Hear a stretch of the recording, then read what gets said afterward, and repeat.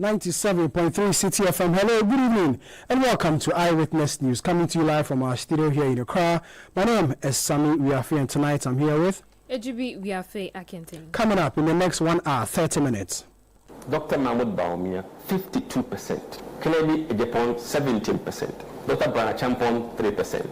Dr. Yao Ebichum, 1%. Kobna Acheampong, near 0. Ajaku, near 0.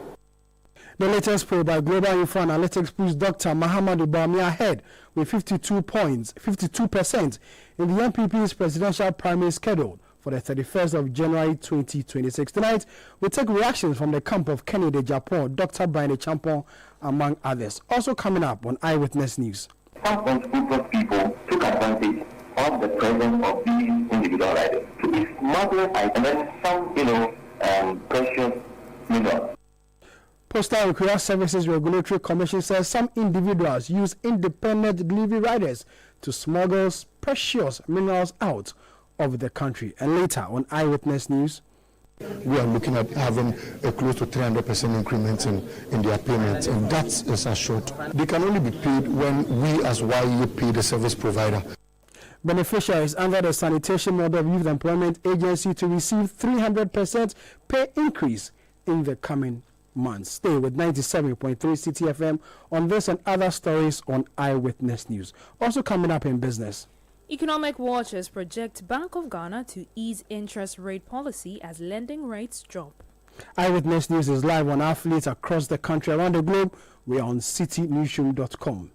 Talking about athletes, if you are in the Western region, you can hear us live on Beach 105.5 FM and Sky 93.5 FM, both in Takrady. In the Bono region, we are live on Greener 95.9 FM in Sunyani. In the Ashanti region, we are live on Focus 94.3 FM in Kumasi and Orange 107.9 FM in Kumasi. In the Volta region, we are live on Revival 99.3 FM and VOV Radio 95.7 FM in Hohoi. In the Northern region, we are live on Radio Bimbula 91.1 FM. And in the Upper East region, we are live on Quality 88.7 FM in Garu. In the Upper West region, we are live on Tonson 97.3 FM in Wa and Jirapa 96.1 FM. You can join the conversation with your WhatsApp messages. And the number is 0549-986-996. 0549-986-996. Let's deal with our first story. And the Global Info Analytics, led by Musa Dankwa, has come out with a poll ahead of the MPP's presidential polls. Now, it says that Dr. Bawumia will is leading the pack as far as the primaries is concerned. Now, let me give you a breakdown of Musa Dankwa's work. It says a total of 2,656 individuals or delegates were interviewed. And out of the breakdown, he gives a regional breakdown. He says in the Greater Accra region, the respondents were 530. In the Ashanti region, 464. In the Eastern region, 258. In the Central region, 241. In the Western region, 227. In the Northern region, 145. In the Volta region, 138 people were spoken to. In the Upper East region, 104. In the Bono region, 100 people. In the Western North region, 89. In the Upper West region, 88 delegates. In the Bono East region, 85 delegates. In the Ahafo region, 46 delegates. In the Savannah region, 46 delegates. In the Oti region, 45 delegates. And in the Northeast region, 43 delegates were spoken to. And the total number, according to Musa Dankwa in the Global Info Analytics, amounted to 2,656 delegates were spoken to or responded in this latest poll. And it also gives the demographics. It says that 77% are male and then 23% are female. And so it comes in with a big one. Now, according to the latest poll by Musa Dankwa and the Global Info Analytics, it says that in the MPP presidential primaries, which is expected to take place on the 31st of January 2026, Dr. Mahamudu Bawumia, who is the former vice president and the NPP's presidential candidate in the 2024 election, is leading with 52%, followed by Kennedy Acheampong with 17%. Dr. Brian Acheampong, 3%, Yao Osei Educhum, 1%, Kwabena Acheampong, 0, Boache Jako, 0, Adainimo, 0, undecided, 18%, and not disclosed, 9%. So that's the latest poll by Musa Dankwa and his Global Info Analytics. That puts Dr. Mahamadou Bawumia ahead with 52 points, Kennedy Acheampong 17, Dr. Brian Acheampong 3%, Yao Osei Educhum 1%, Kwabena Acheampong, Boache Jako, Adainimo 0%, undecided 18%, and not disclosed 9%. Let's go to the phone line and take reactions from the various camp. Kwesi Kwati speaks for the Kennedy Acheampong campaign. Let's get a reaction from him on this latest poll by Musa Dankwa and the Global Info Analytics. Kwesi, good evening. Thank you very much for your time. Good evening, Charlie. I am grateful for the opportunity to speak to Ghanaians through your platform. Surprised by this latest poll from the Global Info Analytics? And again? Are you surprised at this outcome from the latest poll by the Global Info Analytics? I don't think in Kennedy Acheampong is surprised, assuming without admitting that we have to go by anything presented in the polls. Then people should have rather been surprised because we just came out from a general election and witnessed the worst performance that is ever witnessed in the history of our party from 1992 to date.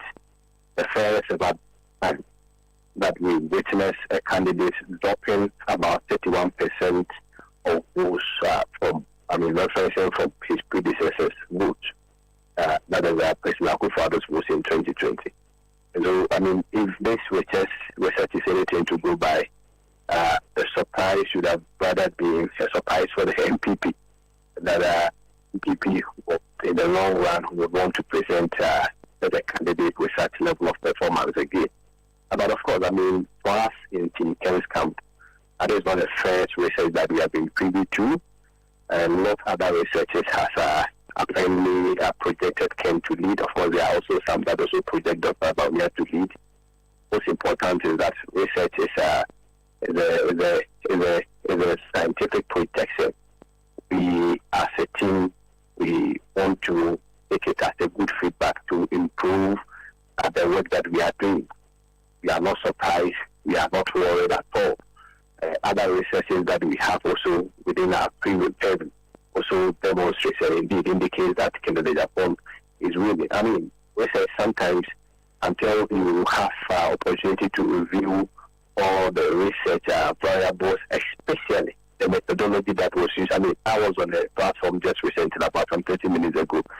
And of course, this research, for instance, this particular one, for instance, was criticized in terms of not being proportionate enough, in terms of the sample that was used, the number of respondents that were also even interviewed. People felt that they were not even proportionate enough. Because assuming, for instance, if we are looking at, say, interviewing 2,000 people across 263 constituencies, let's say you are interviewing 10 from each constituency. In a constituency like Kwabena, where you have about almost 2,000 delegates, compared to a constituency like Promotional, where you have just about 270 delegates. If you take 10 from here and 10 from here, you realize that it will be biased against each other. But Kwesi, you agree that in research you don't speak to everybody. At least you take a sample size.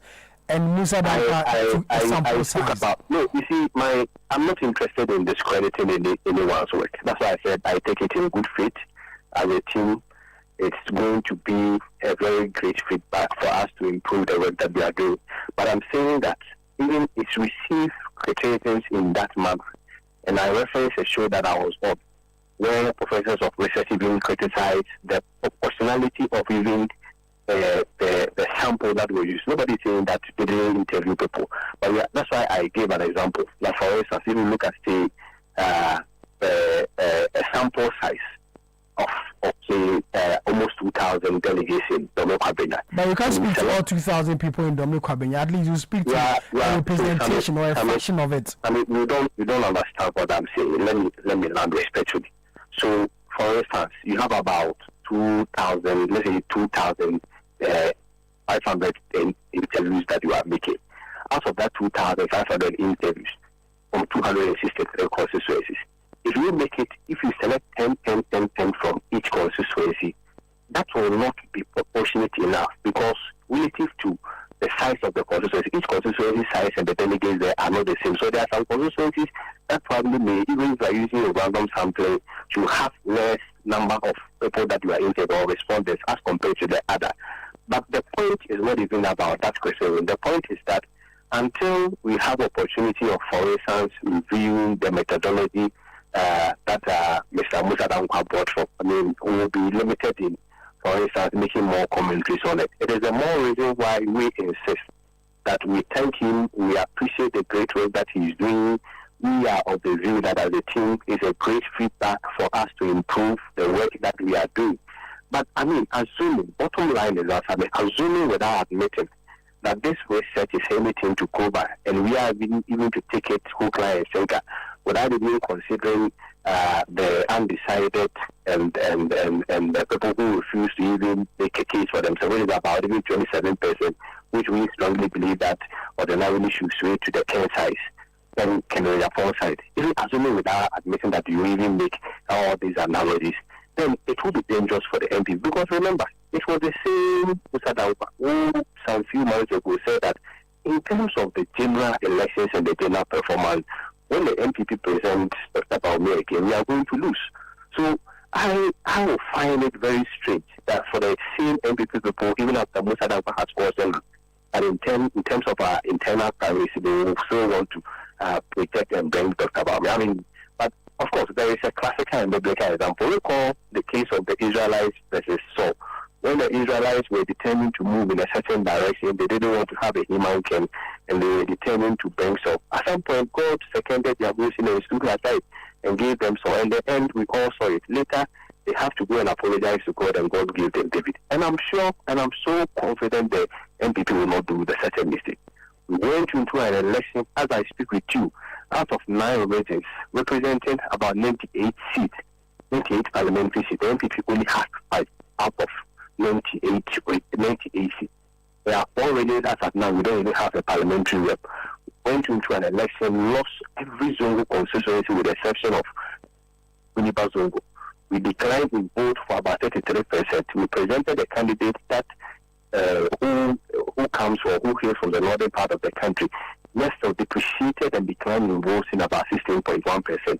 And I will be very surprised if making an assumption that we have to go by this research. But of course, we take it in good faith.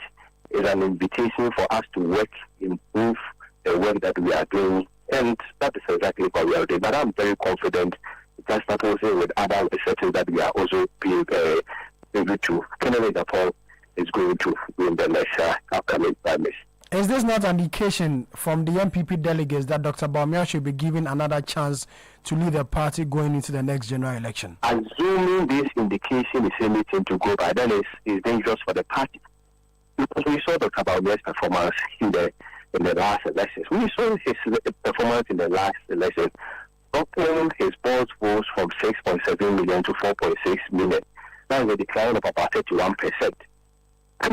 Losing 199 constituencies out of 276 constituencies, leading us into an election where we dropped from 137 parliamentary seats to 88 parliamentary seats. If this is the indication that the party people are, even then it will be a dangerous indication for all of us. And I'm very confident that with time a lot of things are also going to change, especially even if you look at the criticisms also coming out, maybe if in terms of sample selection had been that very proportionate, even if you look at the age brackets that were interviewed, if you look at the dominant gender that were interviewed and all other variables, if we are to make it proportionate across all constituencies and all regions. I mean, even recall, even about 13 constituencies were not interviewed. That is even capable of also even shifting the outcome of the polls. If we take all these variables into consideration, I am very confident that this indication will reverse. Finally, before I let you go, how is campaigning for your candidate or your aspirant? It's extremely good. We are doing the right things. We are engaging. We are of the view that sovereignty resides with the base, and we are engaging them. And we are very, very, very extremely confident that, I mean, despite these projections coming, of course, there are also good projections where Ken has been leading, called the African Sanity one. We are very confident that the responses that we are getting from the base, and for me, that is the true and proper proof. Of course, without discrediting any other proof, we are very confident that Ken is going to come out victorious. Kwesi, thank you. Thank you very much for your time. Kwesi Kwati speaks for Kennedy Acheampong, one of the MPP presidential aspirants, as the party prepares for the 31st of January 2026 primary. Let's go on to the phone and speak to Pius Enam Hajide. He's also one of the spokespersons for Dr. Brian Acheampong, the Member of Parliament for the Ebitifi constituency, former Greek minister, and one of the MPP presidential aspirants. Pius, good evening. Thank you very much for your time. Are you surprised with this latest work by Musa Dankwa that puts your boss or your candidate as a mere 3%? Well, thank you very much, Sami. Good evening to you and cherished listeners. I don't know specifically about this polling that was done, this research, whatever it is. I don't know about it specifically. I don't know the methodology. I don't know the sample size. I read about it on the media as well. But like I said, I don't know about it. But many of these researches are psychological operations, sometimes sponsored by politicians who seek to deceive the unsuspecting audiences and to create a misleading impression. But our attitude at the Brian Acheampong campaign is that we take all researches, wherever they are coming from, we take it as feedback, we review, we look at it, and if there are any gaps that we have identified, we'll work on those. We have been doing our own polling, we have been doing our own researches, and we are very confident that Dr. Brian Acheampong is not only just the fastest growing contender in this race, and published researches by other researchers have also confirmed the fact that he's the fastest growing. Bear in mind that some other candidates have had a try at this before. This is Dr. Brian Acheampong's first time, and we must all admit that he even entered into the race a little late. Nonetheless, his numbers have peaked, and even the poll you're referring to puts him at number 3, way above other contenders who actually may have also tried this before. But we are confident that the strategies that we are following, the roadmap that we have set up for ourselves, bear in mind that Dr. Brian Acheampong has not actually even moved out into the various constituencies yet. He's engaging with stakeholders. We are just norming and forming our structure. We have a machinery on the ground. Very soon, Dr. Brian Acheampong will hit the ground, visiting the constituencies, engaging with delegates. So even before he starts doing that, and he's being placed by any poster, any research at number 3, that alone is encouraging for us. But compared to our own pollings, we know that we are neck to neck with the front runner in the elections, even without stepping out. We are confident that by the time Doctor goes out, his message of hope, his message of victory, the people are accepting it, delegates are accepting it. Delegates know that we need a united party to win in 2028, and they know that Dr. Brian Acheampong is the candidate that can unify the party. He doesn't have any challenges with anybody. Nobody has accused him of being the reason for the defeat, and so on. Again, people understand that the vast majority of the Ghanaian electorates are young people, and the young people see themselves in Dr. Brian Acheampong. And so on. So we have a solid message, and the people are accepting the message.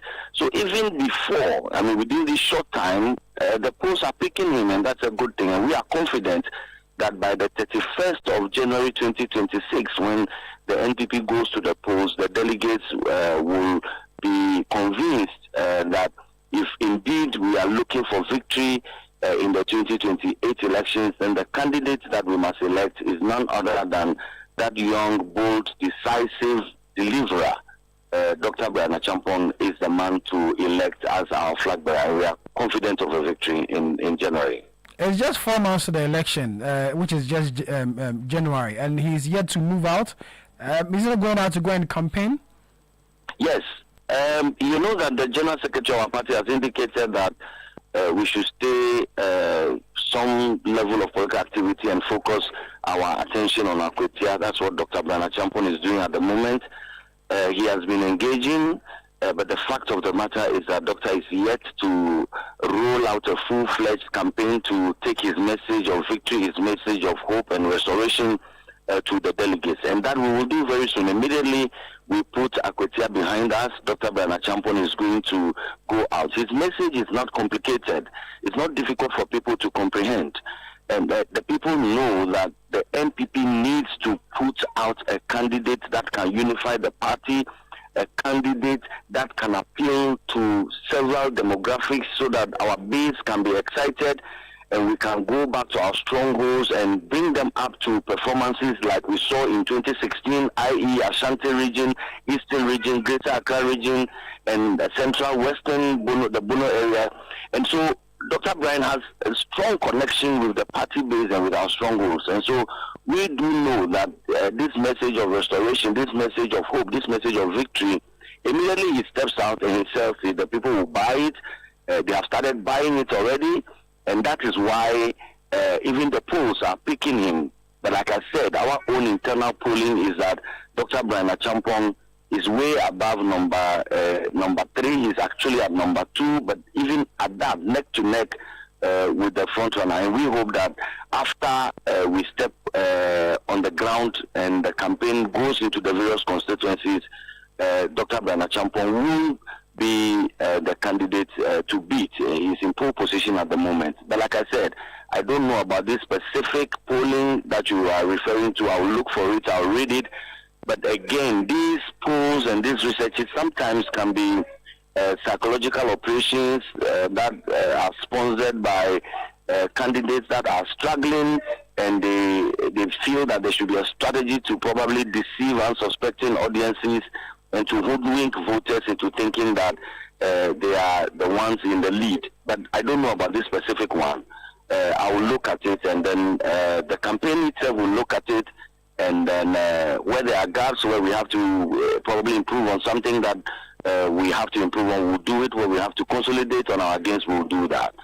Pius, thank you. Thank you very much for your time. Pius Enam Hajida is an aide to Dr. Brian Acheampong, one of the NPP presidential aspirants, speaking on the latest poll conducted by the Global Info Analytics that says Dr. Mahamudu Bawumia is leading with 52%, Kennedy Ohine Japan 17%, Dr. Brian Acheampong 3%, Yao Osei Educhum 1%, Kwabena Japan Boache Jako Dynamo 0%, 18% of MPP delegates of the people he spoke to, about 2,500 of them say they've not decided yet, and 9% say they will not disclose. Let's go to the camp of Dr. Mahamudu Bawumia, and I'm sure they'll be happy with this latest work by Musa Danko and the Global Info Analytics. Let's speak to Kwesi Bocho Jr., who is an aide to Dr. Bawumia. Kwesi, good evening. Thank you very much for your time. This must be exciting for the camp of Dr. Bawumia. Good evening, Sammy, and good evening to all your cherished listeners. We are not flattered by and swollen-headed by this poll by Musa Danko and the Global Info Analytics. We believe it's a call to action. We believe it's a positive feedback. We believe it means we have to work harder so we can increase the gap. So we are not swollen-headed or flattered. But I also believe it is a true reflection of what is happening on the ground currently. As we speak, campaign has not yet officially opened.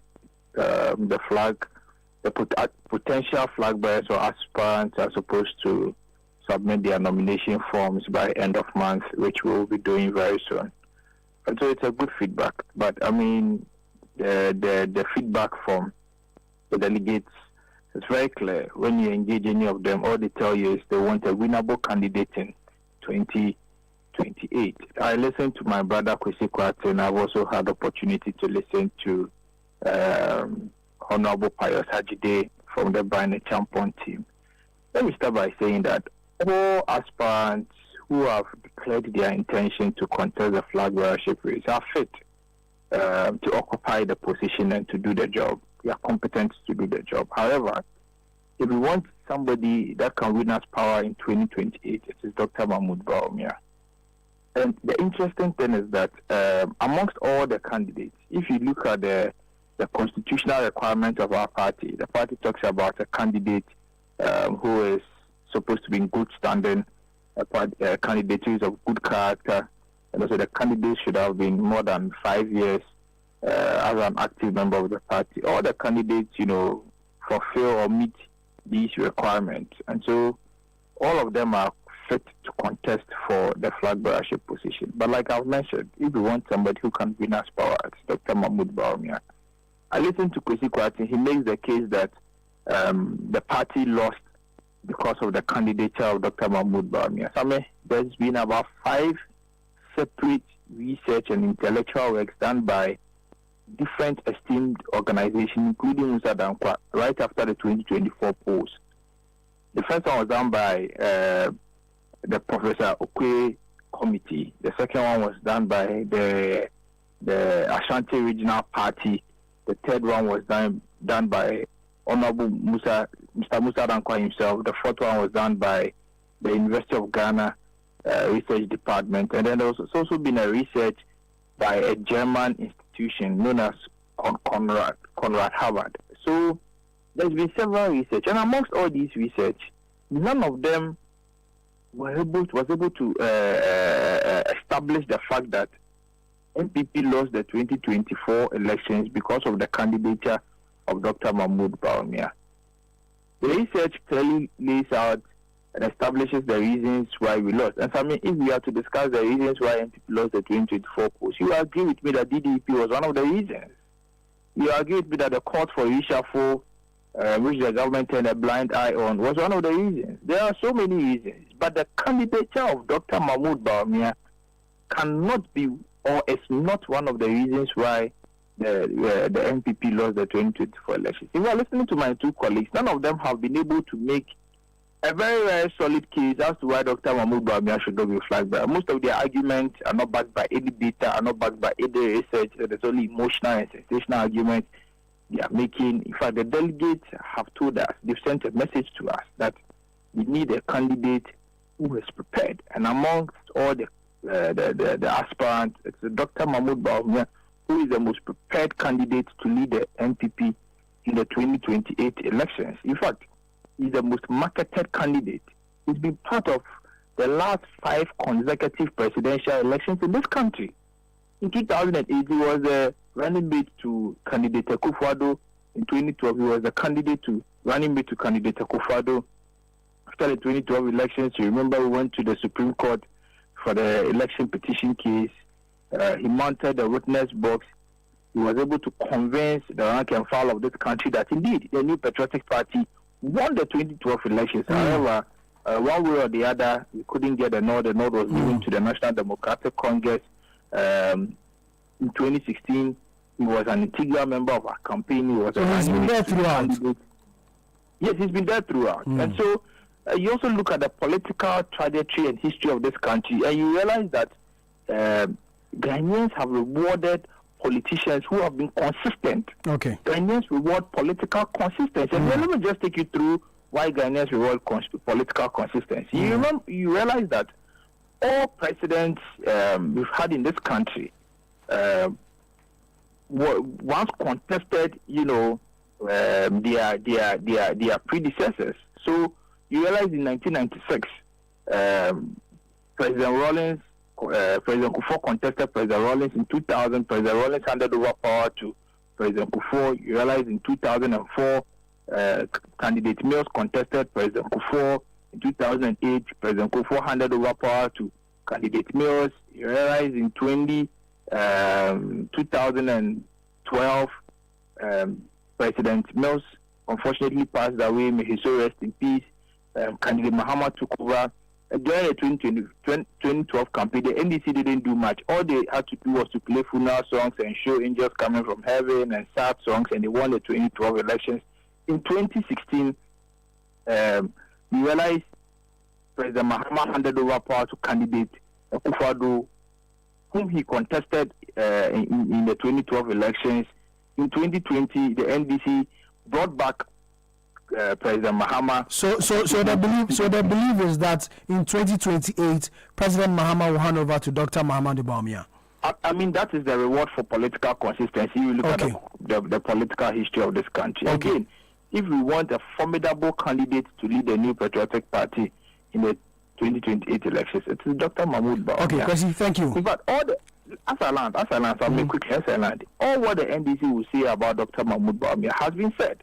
Today, you go to a village, a typical village, you ask the child there who is the current vice president. The child may mistakenly tell you it is Dr. Mahamudu Bawumia. Dr. Mahamudu Bawumia is well prepared, he's formidable, and he's the winnable candidate for the 2028 elections. In fact, Sami, as I land, finally, you know, some of my colleagues try to make the ethnocentric and tribal argument. I think it's a very dangerous argument to make. There has been no research or no data or no intellectual work that supports the claim that Dr. Mahamudu Bawumia lost because of his candidate and his religion. I'm not sure any of your colleagues, you know, went that line. I'm not sure any of them did so. But Kwesi, thank you very much. Kwesi Bocho Jr.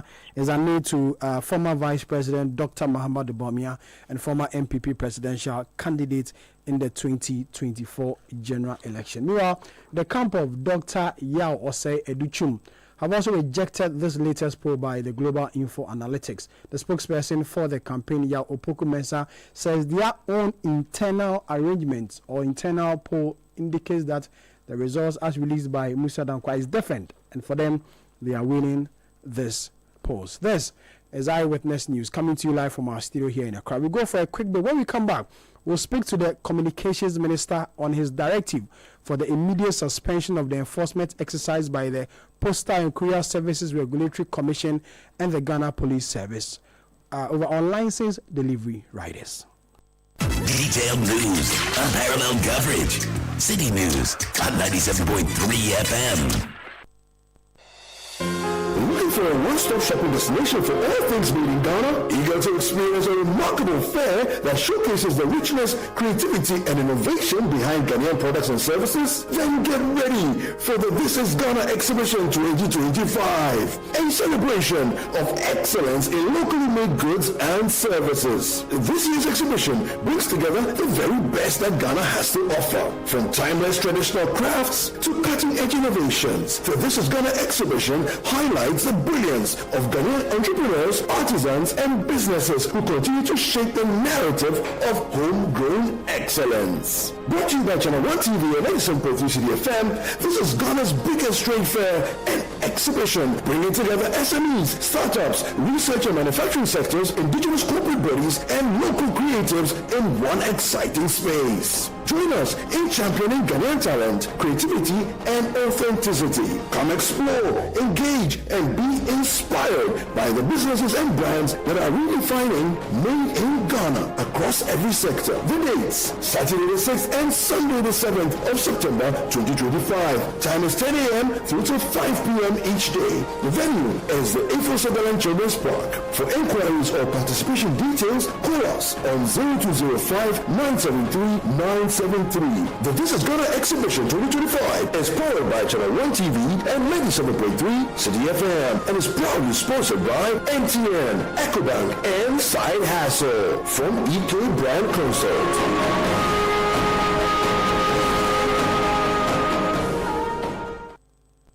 It's your day off and you end up looking after the baby while your wife goes off to work. You realize you have no idea how to change a diaper, so you video call your wife. Hello, darling. Hello, Rachel. Is everything all right? Everything is all right. I'm not seeing Toku. How do I change a baby's diaper, please? Kojo. Okay, first, put the diaper. The video call freezes.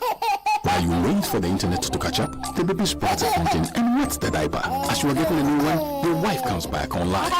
No! But how to go and get a new diaper? What must I do next? I beg, quick. Open the front of the diaper. It's the side that has... Wow, look, the video freezes again. Abba. By now, you know where the conversation is going. There's no buffering in real life, so why accept it from your internet connection? Get connected and experience ultra-fast internet to your home, powered by MTN Fiber Broadband. From the Internet Masters. MTN, everywhere you go. Eyewitness News. Be there as it happens. You're welcome back. You're still listening to Eyewitness News, coming to you live from our studio here in Accra. My name is Sami Wiafe, and tonight I'm here with Ejubi Wiafe Acheampong. Now, the Minister of Communications, Sam George, has ordered the immediate suspension of the enforcement exercise by the Postal and Courier Services Regulatory Commission and the Ghana Police Service against unlicensed delivery riders. Announcing this on Twitter, Mr. Sam George admitted that the exercise was consistent with the existing law regulating the use of motorbikes for courier service. However, he stressed that a wider stakeholder consultation and public education must be implemented. He joins us on the telephone line to speak to us why this order for a suspension, because according to the Postal and Courier Services Regulatory Commission, they say that some individuals use independent delivery riders to smuggle precious minerals out of the country. The need why there was an exercise to carry out, the need to carry out this exercise. Honorable Sanjo, good evening. Thank you very much for your time. Welcome. Hello, Honorable Sanjo, good evening. Thank you very much for your time. Thank you. First of all, why this directive for the suspension of this exercise as started by the Postal and Courier Services Regulatory Commission? Well, good evening, listeners. The Postal and Courier Services Regulatory Commission, by law, has the power to regulate the space in terms of courier and logistics service operators.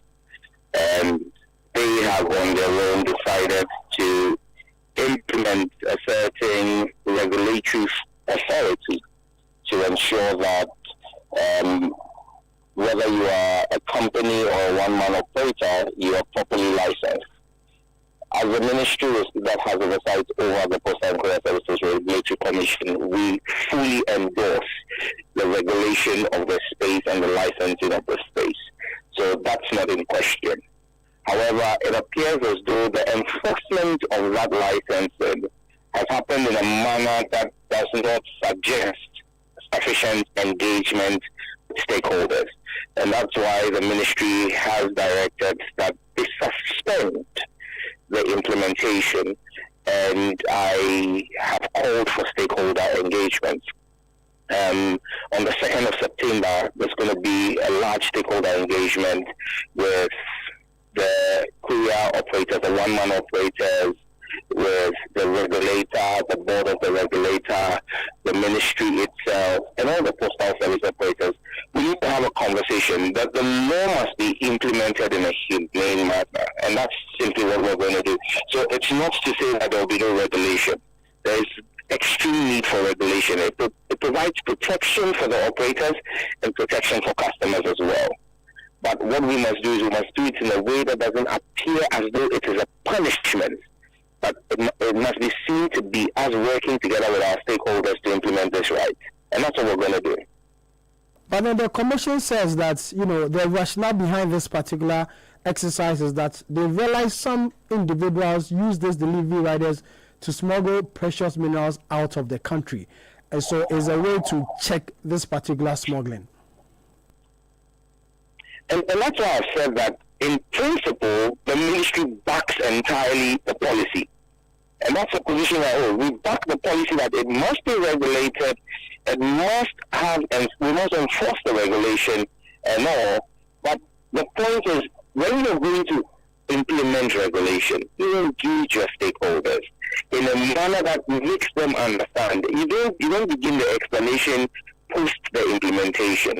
I mean, my brother Basentali called me because, you know, he's got 5,000 men, 3,000 women who have jacked up on motorbikes, many of whom use motorbikes for delivery services and all. And I thought that there was a need for us to engage them.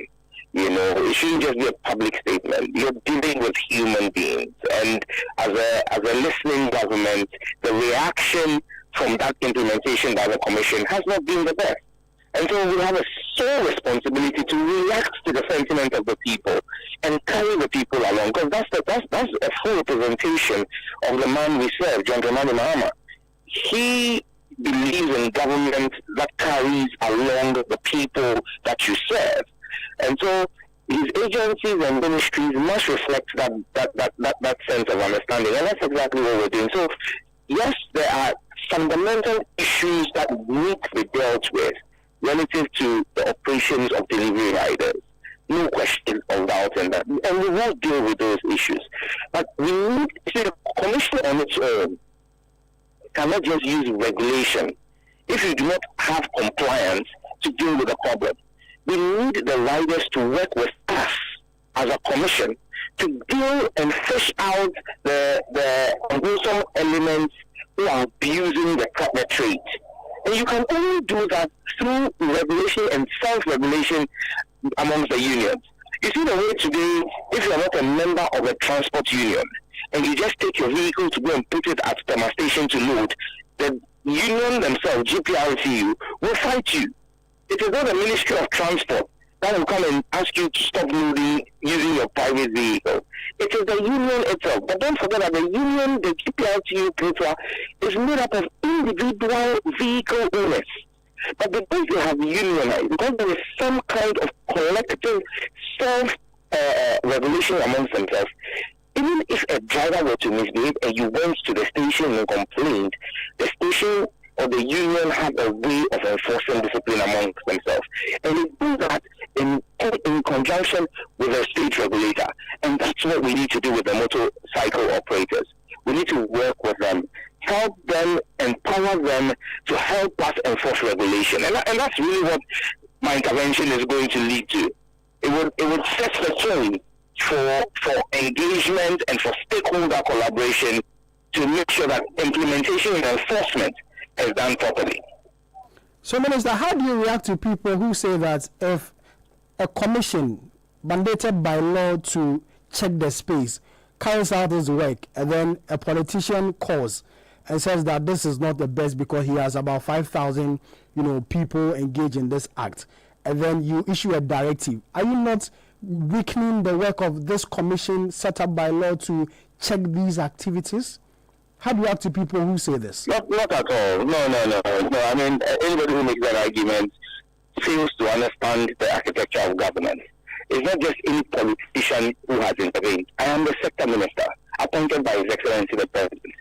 The commission is headed by an executive secretary who reports to me and takes policy direction from me. So if you have got a policy for approval, and that policy has been approved, but in implementing the policy, and don't forget, as minister, I don't get involved in the day-to-day running of the operation or of the commission. That's why you have an executive secretary, a management, and a board. If they implement the policy, but that policy is implemented in a manner that is not in consonance with the wills and aspirations of the policymaker and of the government, the policymaker and the government have every right to intervene and say, the policy you are implementing, this is not how we expect you to implement it. We expect you to implement it this way. So, I mean, it's just like you being a host of this flagship news program. I know you personally. We have a personal relationship. So imagine you call me, and this is not our personal conversation. This is what you're doing for Citi FM, national radio. And you call me and say, oh, Charlie, what's up? Charlie, the last time I see you, I see you, Joe. But hey, Charlie, this is some postal and courier services thing. Summons and management will call you and tell you that you have conducted a very good interview with Sam George. He's your friend. But the manner in which we expect you to carry out that interview for a professional audience that didn't know the relationship between the two of you is not the way you have done it. So the next time you call your friend on radio, do not interview him as though you're having a voice conversation. That is not management dictating to you what to do. They're just making sure that you carry out your job in a professional manner that reflects the image of Citi as a news organization. So if I, as minister and as ministry, I step in on behalf of government to ensure that the policy is implemented in a manner that reflects the governance style of President Mahama, which again I repeat is a listening government, then that cannot be said to be intervening in the work of a lawful state institution. Well noted. But I know I called you on this particular subject matter, but then before I let you go, I can't let you go without talking about DSTV. What's the latest?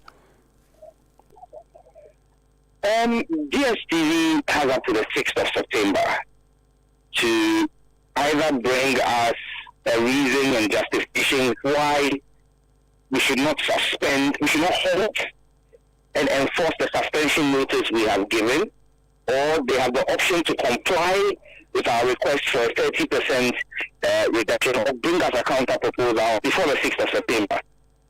Failure to do that, on the 6th of September, we will carry out full enforcement and stop every transmission of DSTV within the Ghanaian jurisdiction. Okay. Last week, I invited the management. You know, the management had written to us for stakeholder engagement. Even though I had done a lot of stakeholder engagement, I yielded again, just like on the Postal and Courier Services one.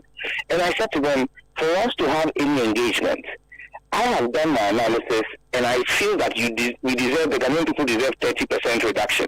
But in the spirit of transparency and fairness, you as a company, provide me the details of your pricing model.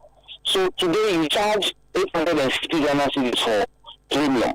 I want to know how much is the service, the core service? How much is taxes? What goes into that 860 Ghana cedis?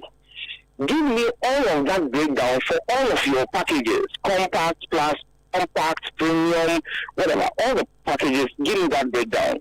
And then also do same, because you are part of a group.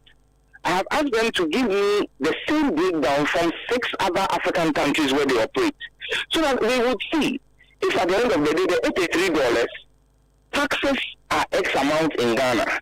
If you take out the taxes that government has imposed, their price becomes the same as what is in Angola or what is in South Africa. Then nobody can hold DSTV responsible for the high price. It will mean that government on its own will have to review our taxes to give Ghanaians a cheaper bundle or offering. But if we take off the taxes, and we still realize that the same service that is offered in Angola, or offered in Nigeria, or offered in Eswatini or South Africa is more expensive, then we'll have questions to answer. We asked for this information by the 5th of September. By the 5th of April. They said they couldn't bring it on the 5th. They asked us to extend it to the 11th. We extended to the 11th. I met them on the 14th. The 14th was 10 days after we had made the request. They still could not bring the information. And that's why we've imposed, in line with the Electronic Communications Act, we've imposed a 10,000 cedi fine from the 15th. So every day that goes on, we're fining them 10,000 cedis for failure to produce that information to the regulator. When they bring the information, we'll have a further conversation. So to today, every day they are paying 10,000 cedis? Every day, yes. So calculating from the 15th, every day they have to pay that money, and I expect the NCA to enforce and collect when eventually the fine is up. Minister, thank you. Thank you very much for your time. Samuel Nete George is Minister of Communication, Data Technology and Innovation, Member of Parliament for the Ningo Pram constituency. This is Eyewitness News coming to you live from our studio here in Accra. Let's read some of your WhatsApp messages. Yagbon in the north, from Yagbon says, I don't even think that we need anybody or institution to tell us Dr. Bawumia win the MPP presidential primaries. In fact, there are all indications that Dr. Bawumia will lead the MPP to another defeat come 2028, this time around 48 MPs, inshallah. Based on the info analysis, I dare say no candidate should be overwhelmed because not all that glitters is gold. And moreover, one has to fear delegates. Stephen from Tema says, we are monitoring carefully what's going on within the MPP. Some of us are very happy about the polls, which will give false hope to Dr. Bawumia's camp. 31st January 2026 is just around the corner. Good evening. Gusty Man in Bekum says, I wish MPP delegates grant Dr. Bawumia the opportunity to go unopposed for the party to save money and time and to bring about unity. No need to embark on campaign with insults. Stephen from Nabungo says President Dr. Bawumia former Vice President Dr. Bawumia fails to get more than 80% in the primaries.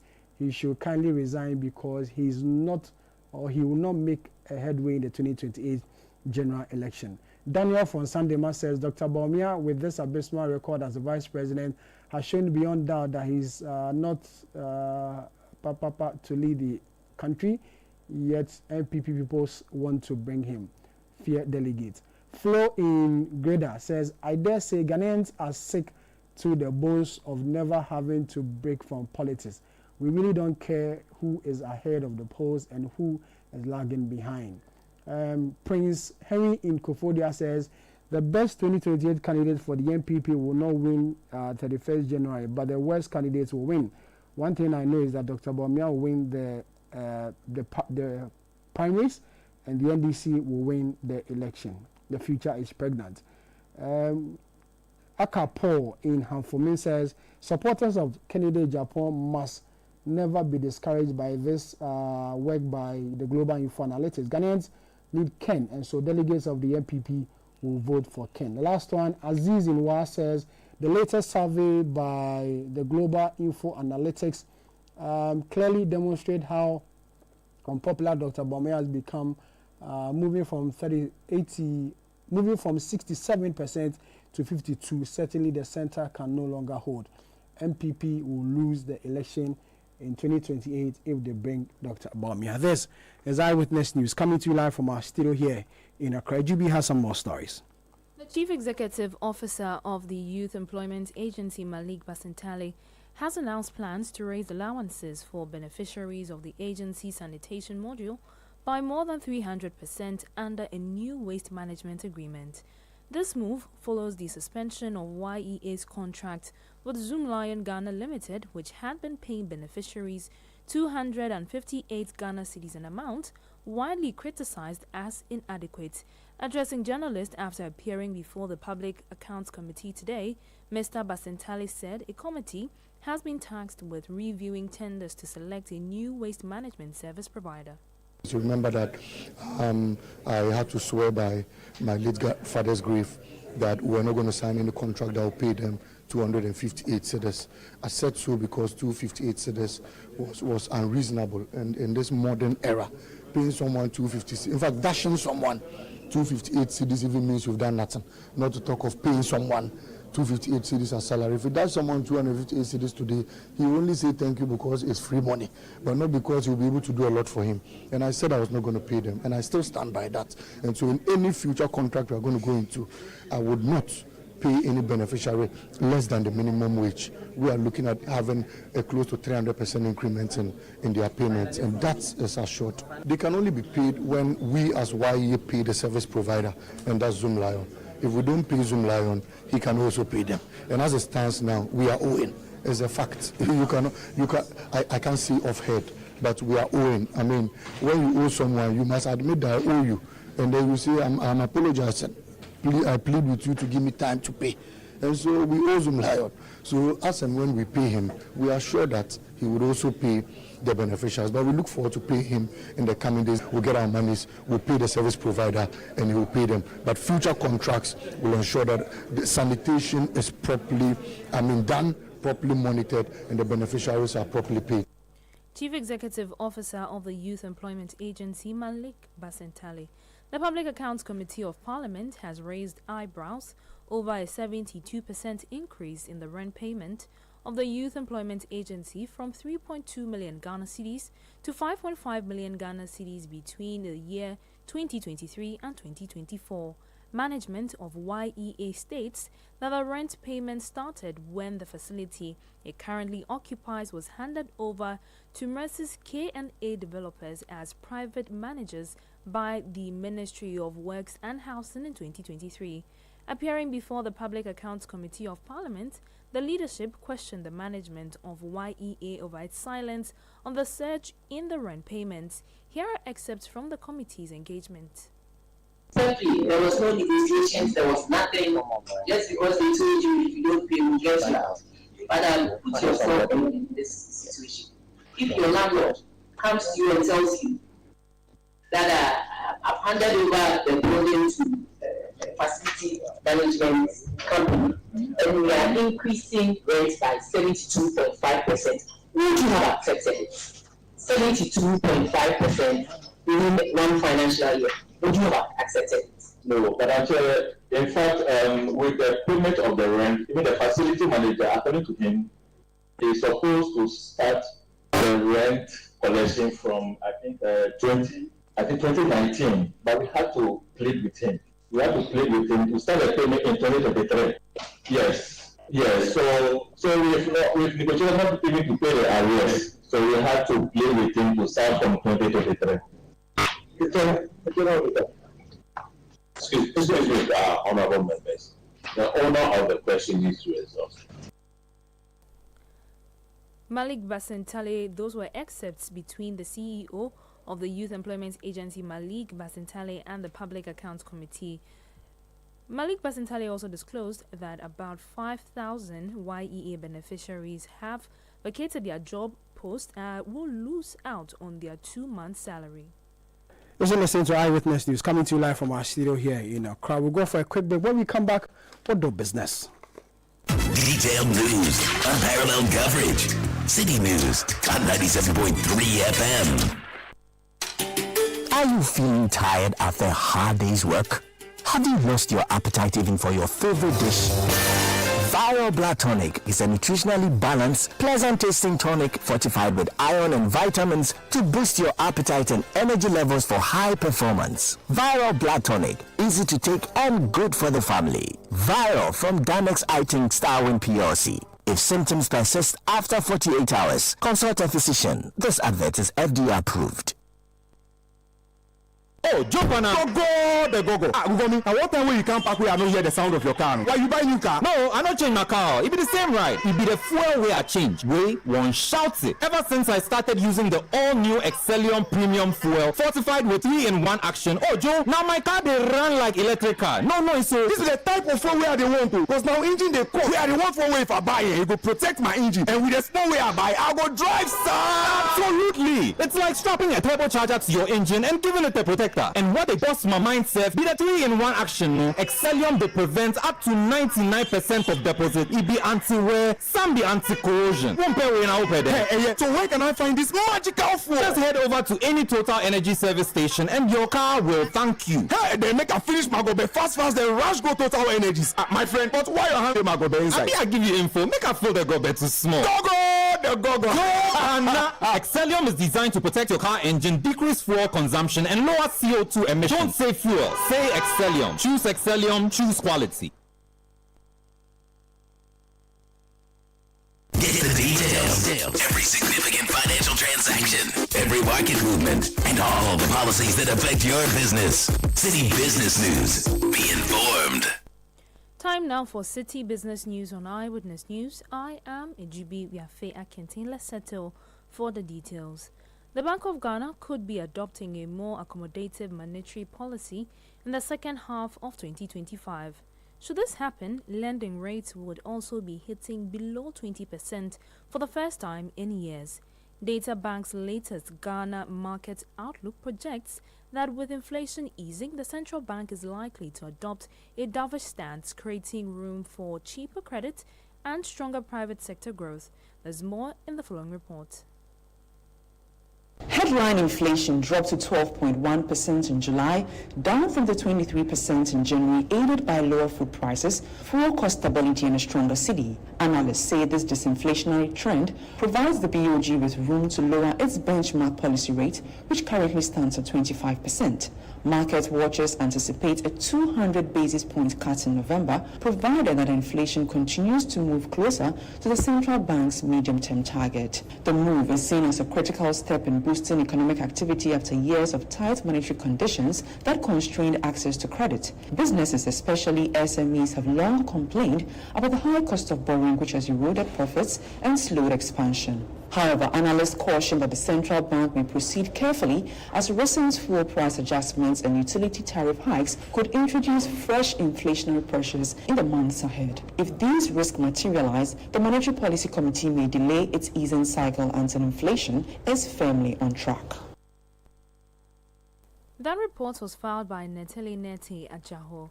Now, economist Professor Godfred Bokpin is urging government to strike a careful balance between attracting foreign direct investment and protecting the interest of local businesses as it undertakes a review of the Ghana Investment Promotion Center Act.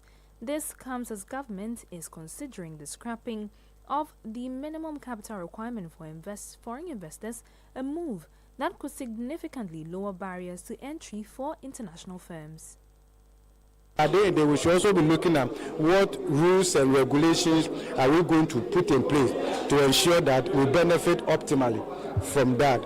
So I think that's what we need to look at. If you look at our banking sector and you look at the interest rate regime, that is not the interest rate regime that will support SMEs and the rest of them. So we need to just strike a good balance. Typically, we are in a hurry to attract FDI and all of that. Yes, it's very good and all of that, but we need to also manage it very well so that at the end of the day we don't cause dislocations in other critical aspects of the economy in the name of attracting FDI. We need to manage it well in terms of the level of tax concessions or tax expenditures that we want to incur in the name of attracting FDI.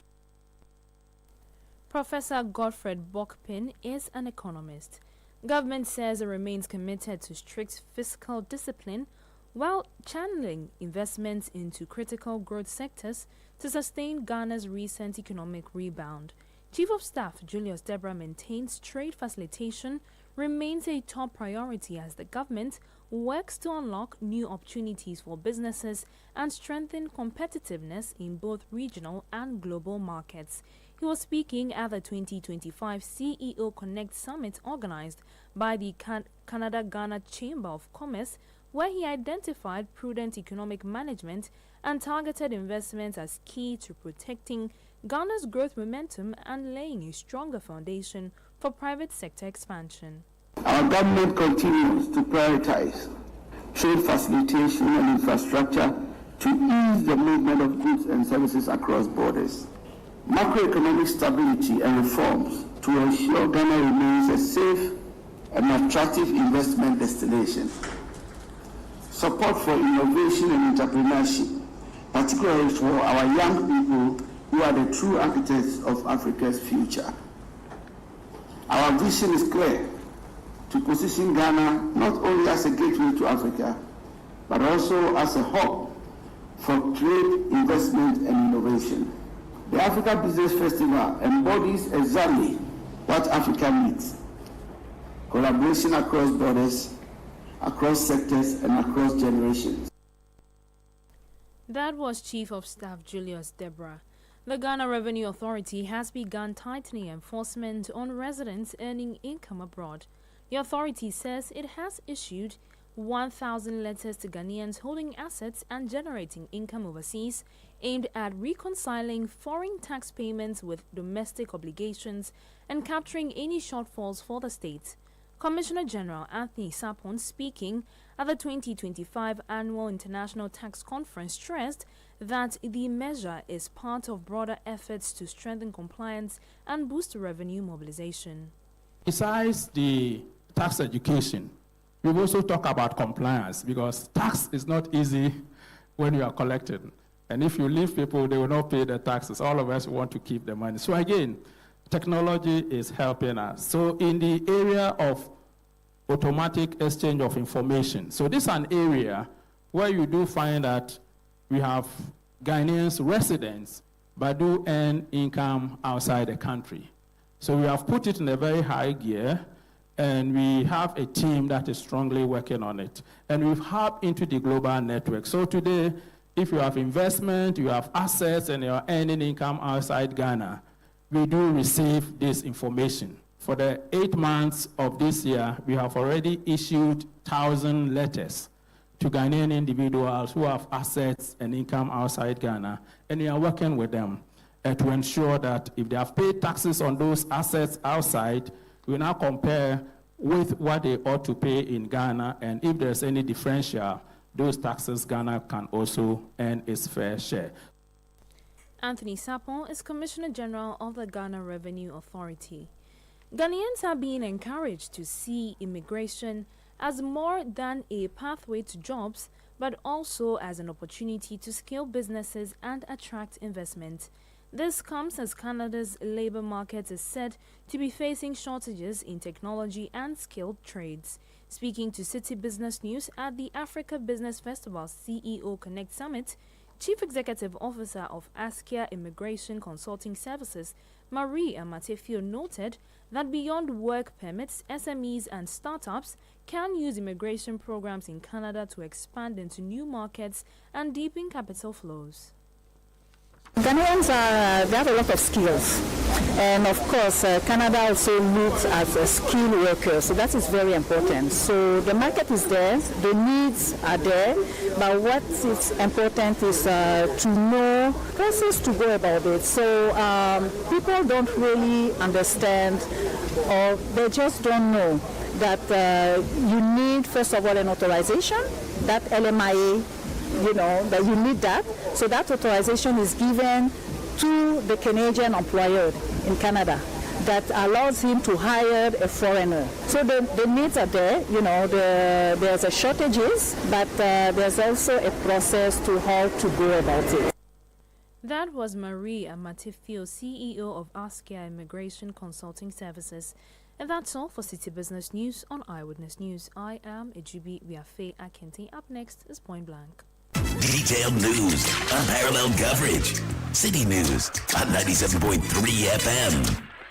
Everywhere, for everyone, yeah. The winning season is back, but this time I am collecting the wins like jollof at a wedding.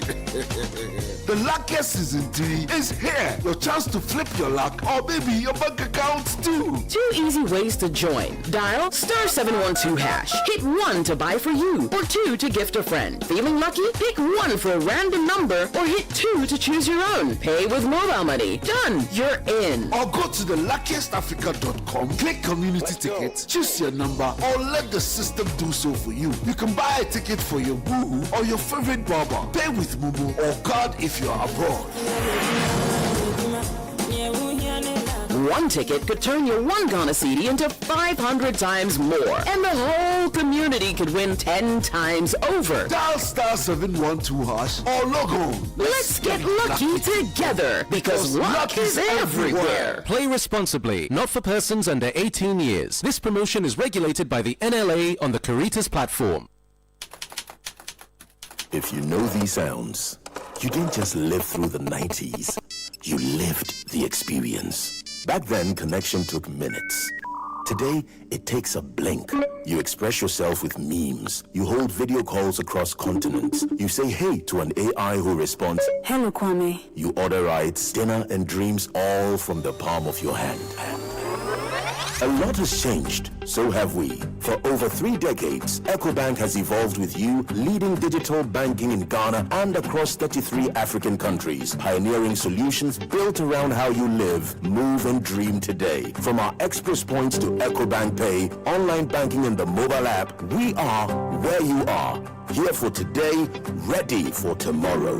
Now, that's change. Powered by EcoBank. EcoBank, a better way to bank your way. EcoBank, the Pan-African Bank. Oh, jump on now. Go. Ugomi, and what time when you come back where I don't hear the sound of your car? Why you buy new car? No, I don't change my car. It be the same, right? It be the fuel way I change. Way one shouts it. Ever since I started using the all-new Excellium Premium Fuel, fortified with 3-in-1 action. Oh, Joe, now my car they run like electric car. No, so this is the type of fuel where they want to. Because now engine they cost. Where they want for way if I buy it, it will protect my engine. And with the small way I buy, I go drive, sir. Absolutely. It's like strapping a turbocharger to your engine and giving it a protector. And what they bust my mind says be the 3-in-1 action, no? Excellium they prevent up to 99% of deposit. It be anti-wear, some be anti-corrosion. One pair way now open there. Hey, so where can I find this magical fuel? Just head over to any Total Energy service station and your car will thank you. Hey, they make a finish Magobe fast, then rush go Total Energies. My friend, but why you have the Magobe inside? I give you info. Make a fill the Gobe too small. Go! the gogo. Excellium is designed to protect your car engine, decrease fuel consumption, and lower CO2 emissions. Don't say fuel, say Excellium. Choose Excellium, choose quality. Eyewitness News. Be there as it happens.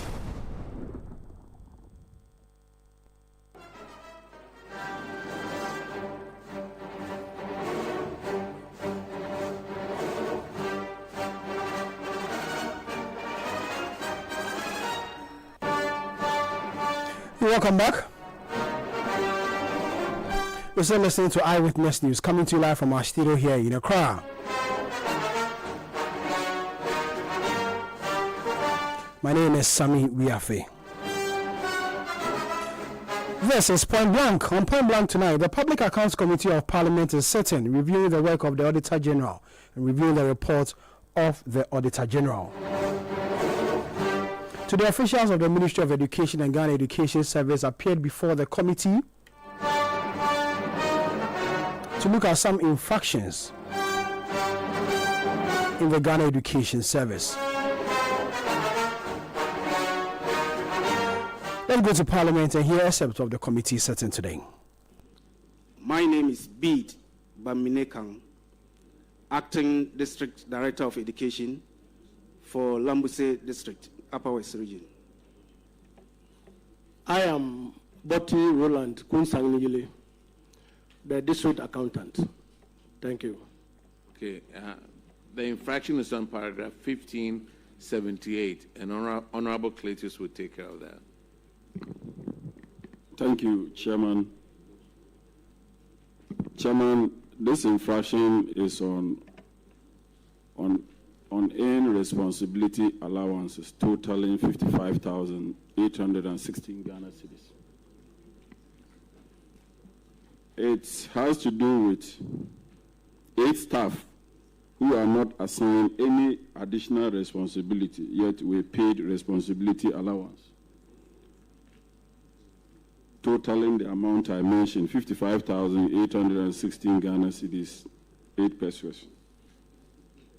How did this occur? Thank you very much, Honorable Chair. It so happened that the officers were actually in the classroom as head teachers, and we brought them to the office to serve as CISOs. And as it is indicated, they are not entitled to responsibility allowance. We have taken steps. We've written to Director General through Regional Director for the stoppage of the allowances, but it continues. And we have also taken some measures for the recovery of this amount. So far, we've recovered 10,000 Ghana cedis. Thank you very much, Chairman. Yeah, Director, at the time the auditors came, only 3 people paid some amount. Number 4, number 5, and number 8. They made some payments. So do you have any proof of? And when you total what they paid, it's just 1,000, 1,000, and 1,000. That's 3,000. But you said some 10,000 were recovered. Do you have proof of that? Honorable Chair, thank you very much. Please, with regards to that, may I respectfully appeal to you to allow my accountant to respond to that.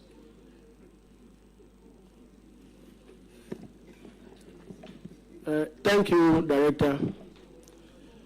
The unearned allowances initially audited by the auditors was 66,600 plus then. It was out of that we recovered 10,756 Ghana cedis. That brought the balance that is outstanding here as the 58,000,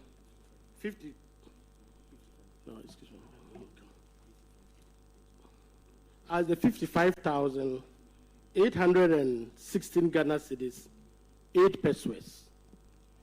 Now, this is the bone of contention. After the 3 other people had recovered the 10,000, the remaining 55,816 Ghana cedis, 8 pesos, has been a challenge to recover. Several letters has been written to the affected officers to make do with the outstanding figures. We persuaded them, we had a general meeting with them, we discussed, showed them the modality that the money could be recovered. All to no avail. That is why we are here. Thank you. Yeah, thank you. My concern is that this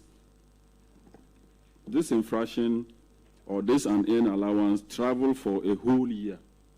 They were collecting this money for a whole year. And I'm sure it was detected along the line. So why will it travel for a whole year without being stopped? Let me even add that. Has it been stopped now?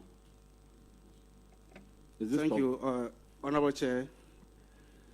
As we speak, it has not been stopped. But the letters, we've sent the letters over a month now. Director General,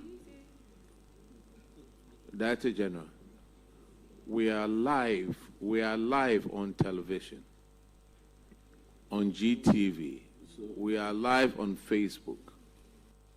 These are people who are not supposed to be paid responsibility allowances. Your district director is telling us that they are still being paid. The auditor said this one, they did the audit to May of 2024. They claim that they've written several letters to your office. Why are we paying people who do not qualify for it? Is what he's saying true, that we are still paying them? Madam Honorable Chair, I will ask my auditor to start the response, then I will come in if necessary. Thank you, Honorable Chair. The procedure for stopping responsibility allowance is for a district director to prepare inputs and submit to the Controller and Accountant General because they don't want to delay some of these things. So I'm surprised that he's saying he wrote a letter. He should have prepared an input and submitted for stoppage of the allowance. So I think he needs to explain further why the input was not prepared. So, Chair, yes, so... Order in the room. Chair, any correspondence that comes to my office and comes to my table, I deal with the correspondence immediately. So from here, I will follow up on their correspondence, get information on it, and make sure that it's stopped immediately. Thank you. Okay, Chairman, I'm here. Okay, go ahead. So, Director, you realize that this is money that they are not entitled to. And it's no good. I know you very well. I know you are a disciplined person. Use your good office to clear this mess once and for all. Don't allow it to be running. It's not good. You see, when you allow people to do this and you come to answer, sometimes the response is the public, the whole world is watching. And they sometimes they think that you are not even on top of your job, you understand? So please, I know what you can do. Help, let's sanitize the system. Let's ensure that whoever that is not entitled to any money, you don't take it. If you take it, it should be by mistake and it should be stopped and refunded immediately. Thank you so much. Yeah, thank you, Honorable Chair, and thank you very much. Well noted. No, District Director, your Director of Internal Audit said that you need to explain further because you haven't written the letter that you claimed you have. Yes. Do you have any evidence of it?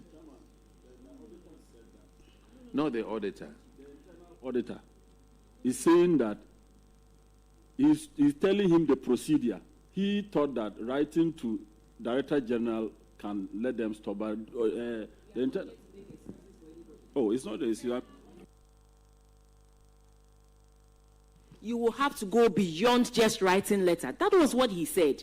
And bring it physically. If your attention has been drawn to it, and you sit here and boldly say that, yes, it is still going on.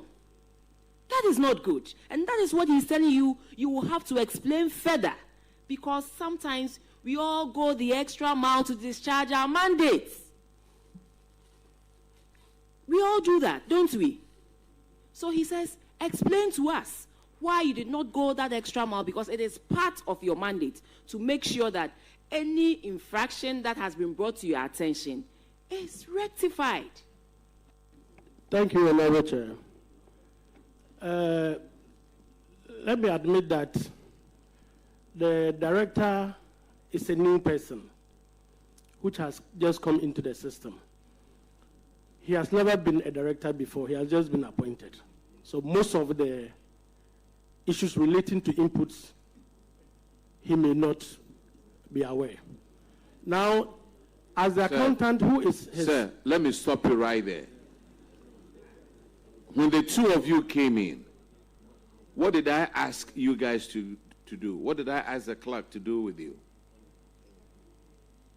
Honorable, to swear. And what did you swear to? To tell the truth, but nothing else. Honorable. So if you don't know something, why would you try and represent it as the truth? That's my worry over here.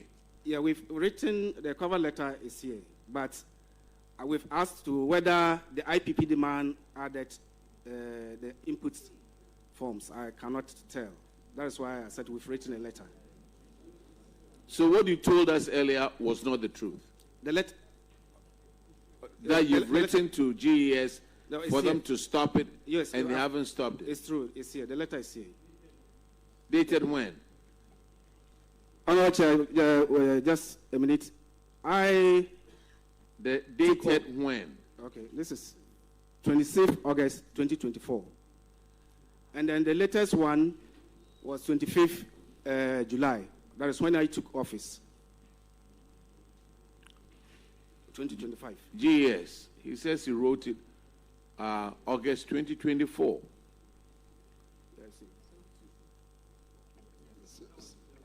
That was the original director, right? Yeah. Director General through the regional director. So Director General, he has a letter there.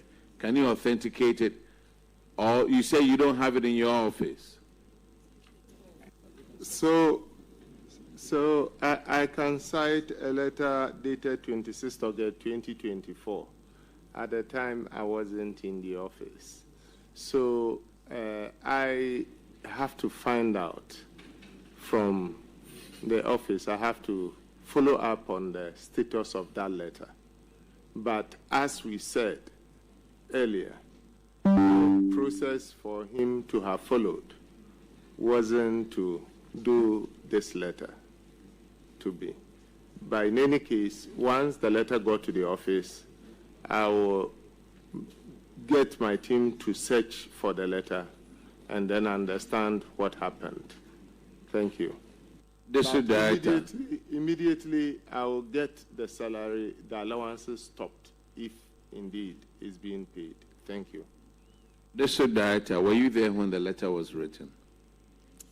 Honorable Chair, no. The 2024 one, I was not there. But the Accountant, were you there when the letter was written? Yes, Honorable Chair. And whom did you guys follow up on it? We went to the region to do a follow-up, and we were told it was forwarded to the Director General office. When did you go to the district? The region. The region, we went to the region on the 17th of April 2025 to do the follow-ups. Honorable. Honorable Chair. Yes, sir. It's clear that proper processes and procedures were not followed in this context. We will make it a point to ensure that these processes and procedures are well known to duty bearers, because that is the source of this challenge. So I want to plead that you allow us time to address what is clearly a systemic challenge. In the meantime, all efforts will be made to ensure that those who have benefited from an allowance they were not qualified for will refund such monies. I'm grateful. Honorable Minister, what time limit? When are you going to report to us about resolving this issue in Lambusia? Honorable Chair, we would ask for 90 days. 90 days is a little bit too long. Since they wrote a letter in 2024, August, and they failed to follow up, and now we are in August of 2025, Honorable Minister, maybe 60 days will be enough. We are most grateful. Yes. Duly accepted. Yes. I see the accountant nodding his head. You should have done this long time ago. Now the minister is involved, which makes it very serious. Chairman, let me add this. The month is already gone, and I'm sure they would have been validated by now. Yes. So if they collect the August salary and that allowance is part, they should pay it to Chess and submit the receipts to the director. So, director, when you go engage them, before the stoppage, any month that they receive that amount of money is not for them. Let them pay to Chess and bring the receipts to you. Honorable member, that will all be with the minister, the GS director, the internal. They are going to resolve this issue. Yes, if they don't resolve the issue, they won't come to Parliament for a budget. All right, the next one to call is Nkwanta. I'm Jonathan Kosina, the Municipal Director of Nkwanta South. Thank you. Okay, Nkwanta South.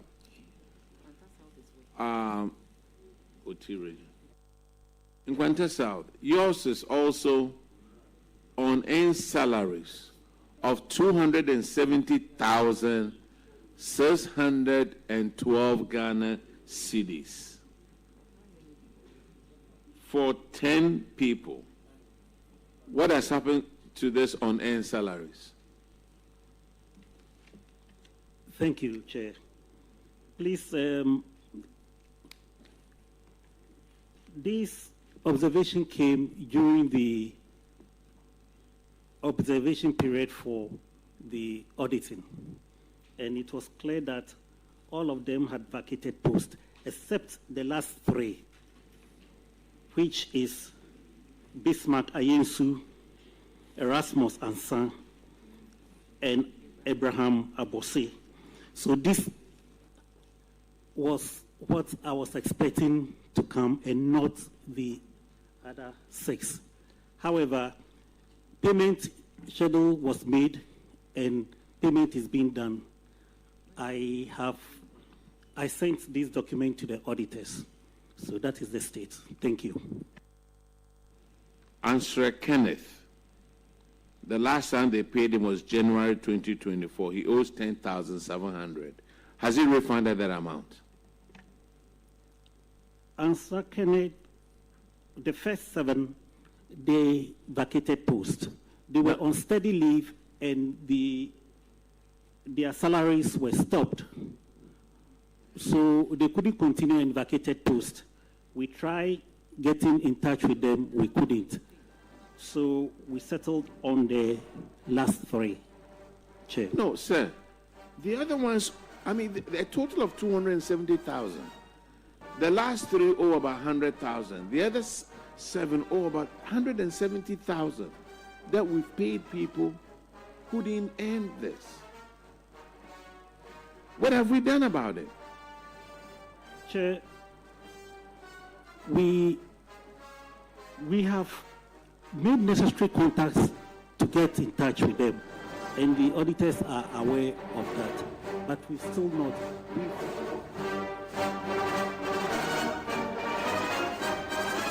Officials of the Ghana Education Service appearing before the Public Accounts Committee of Parliament. And this is how we wrap up today's edition of Eyewitness News that came to you live from our studio here in Accra. My name is Sami Wiafisho, produced by Beverly London, Kobna Wilson, and Juliana Odami Asare. Technical assistant Desmond Nyako. To be coming away again on Monday, God willing, may the good Lord be with us all.